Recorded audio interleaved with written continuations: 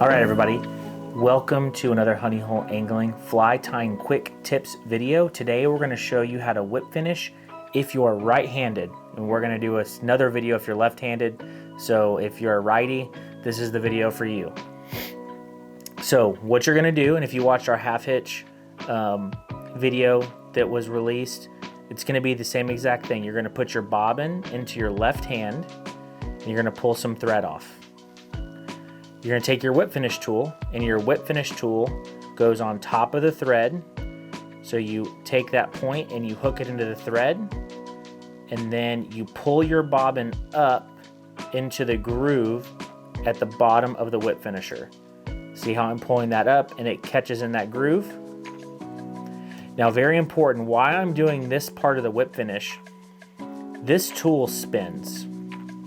But when I'm starting, I don't want this tool to spin.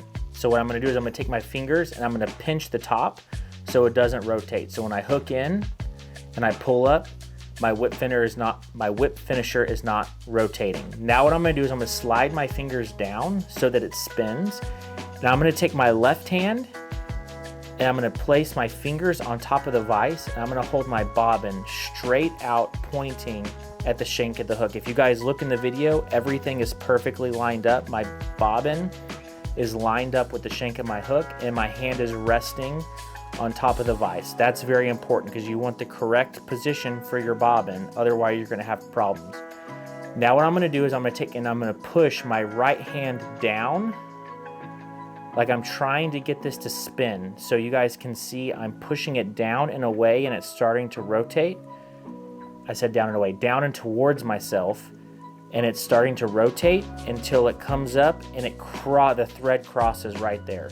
That's exactly what I want.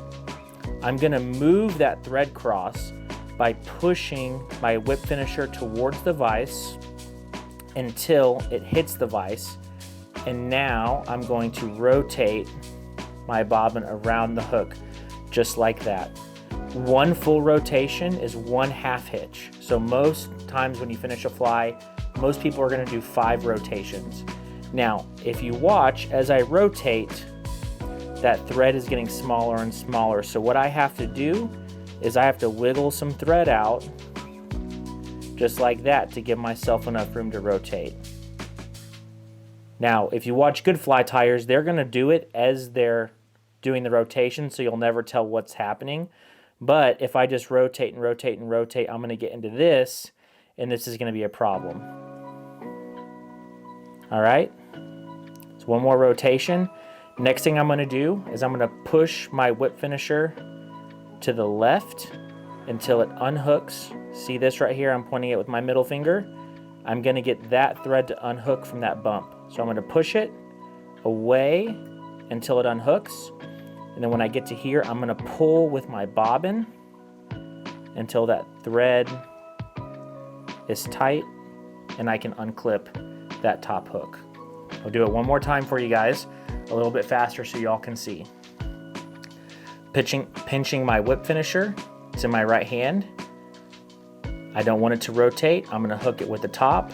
I'm going to pull my bobbin up into the groove, and I'm going to rest my hand on the vise so my bobbin is parallel with the shank of the hook. I'm going to slide my fingers down, and I'm going to rotate by pushing down and towards me until that whip finisher comes up and it crosses that thread. I'm going to push that thread to the shank of the hook, and I'm going to start doing my rotations. And as I'm rotating, I'm pulling thread out to give myself space to do the whip finish. And once I've done 5, I'm going to push the whip finisher away from me until it unclips from the bump. And then I'm going to pull on my bobbin to get that thread finished there. And that's how you whip finish.